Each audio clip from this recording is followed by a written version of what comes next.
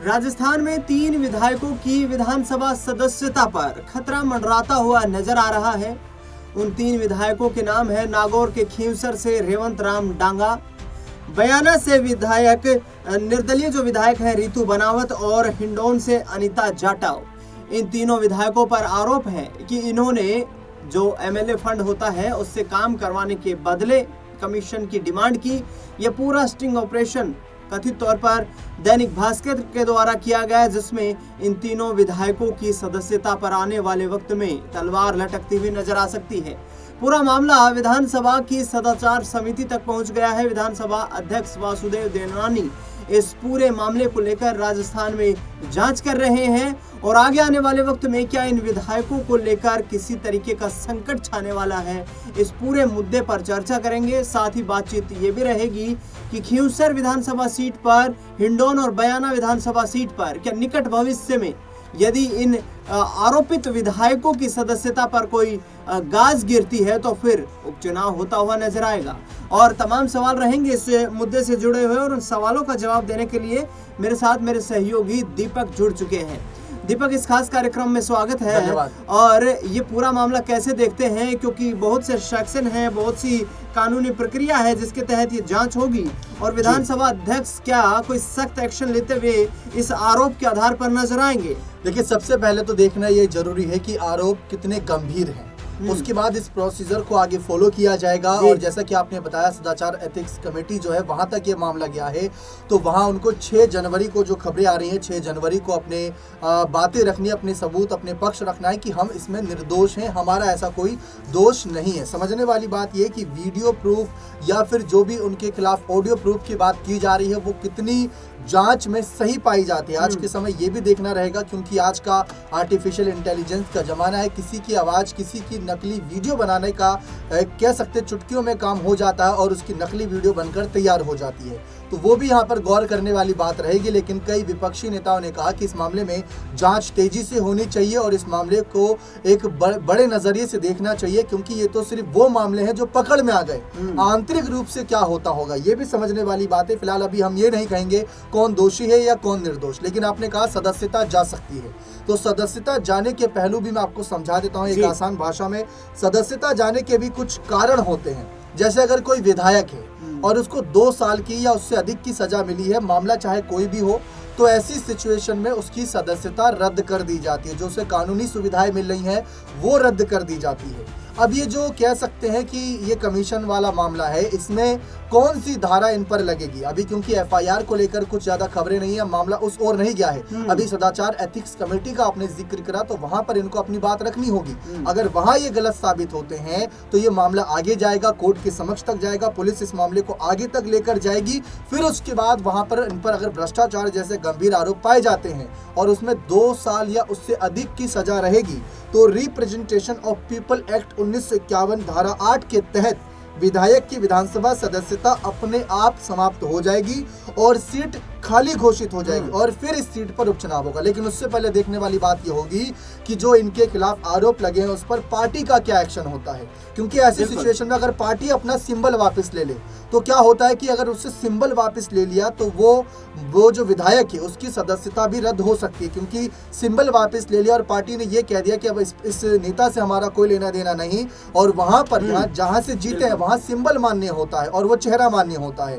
और अगर सिंबल नहीं है, चेहरा है, तो उस बात पर बात नहीं बनेगी।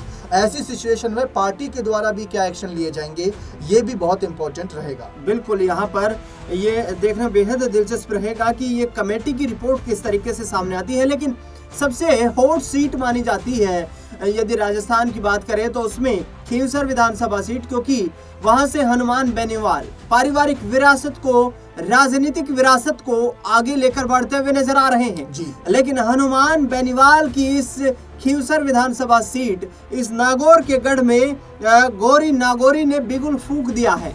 गौरी नागौरी मशहूर राजस्थान की डांसर है और उन्होंने सीधे तौर पर कहा है कि ये जो सियासी हलचल है, इस बीच यदि भारतीय जनता पार्टी उन्हें टिकट देती है तो वो खींवसर में यदि आने वाले भविष्य में उपचुनाव हुआ तो इसके लिए ताल ठोकती हुई नजर आ सकती हैं। हनुमान बेनीवाल के लिए ये खींवसर आगामी वक्त में कितना चैलेंजिंग बनता हुआ नजर आएगा। जी देखिए, अभी हाल ही में आपने देखा होगा एक उपचुनाव हुआ था, अंता सीट पर उपचुनाव, और बीजेपी ने वहां पर कैंडिडेट सिलेक्शन के लिए क्या कुछ चूक करी थी आपने देखा, हमने देखा। नरेश मीणा और कांग्रेस के प्रमोद जैन भाया की जो एक बढ़त नजर आ रही थी, बहुत अच्छी टक्कर थी यहाँ पर तीनों ही कैंडिडेट्स के बीच, लेकिन कांग्रेस के कैंडिडेट जीत गए थे। तो बीजेपी को अगर इन फ्यूचर ऐसी कोई स्थिति बनती है तो सोच समझकर कैंडिडेट उतारना पड़ेगा। ऐसा कैंडिडेट नहीं जो बिल्कुल ही अनजाना चेहरा हो, जाना पहचाना चेहरा लाना पड़ सकता है। हो सकता है गोरी नागोरी जाना पहचाना चेहरा है, असरदार साबित हो, क्योंकि हम देखते हैं कई जो कलाकार होते हैं उनको बीजेपी मौका देते हैं। एग्जाम्पल के तौर पर मनोज तिवारी, रवि किशन, दिनेश लाल यादव, निरहुआ की बात कर ले, पवन सिंह ने बिहार में इनके लिए वोट की अपील करी, ऐसे कई और चेहरे राजस्थान में भी नजर आते हैं, तो उनकी तरफ जा सकते हैं। लेकिन सबसे पहले, जैसा कि मैंने आपको यहाँ पर कहा, कि सबसे पहले देखने वाली बात ये होगी कि सिर्फ आरोप लगा देने से बात नहीं बनेगी। सबसे पहले इनके खिलाफ कोर्ट की क्या कार्रवाई रहती है, जो इन पर मुकदमे की बात की जा रही है, जो इनके खिलाफ भ्रष्टाचार के आरोप लगाए जा रहे हैं, वो कितने सत्य साबित होते हैं कोर्ट के समक्ष कानूनी रूप से। अगर सीट खाली नहीं हुई, सदस्यता रद्द नहीं हुई, तो भाई गोरी नागोरी कितना ही बिगुल बजा ले, उसकी आवाज कितनी दूर तक जाए, यहाँ पर एक और कॉन्ट्रडिक्शन तो हो सकता है ना दीपक। कॉन्ट्रडिक्शन ये हो सकता है कि रेवंत राम डांगा जो है, रेवंत राम डांगा, वो यहाँ पर दागी चेहरा बन चुके हैं। तो गोरी नागोरी के रूप में क्यों न भारतीय जनता पार्टी के पास जब एक विकल्प मौजूद है तो उस विकल्प का इस्तेमाल करें और हनुमान बेनीवाल के मजबूत किले को ध्वस्त करें। क्योंकि हमने अक्सर देखा है कि विभिन्न प्रदेशों में जो स्थानीय राजनीतिक दल होते हैं, क्षेत्रीय दल जिन्हें बोला जाता है, उनका मजबूत सियासी प्रभाव देखते हुए भारतीय जनता पार्टी कुछ ऐसी कोशिश करती है जिससे उस क्षेत्रीय राजनीतिक दल का प्रभाव वहां से कम हो सके और बीजेपी की साख मजबूत हो सके।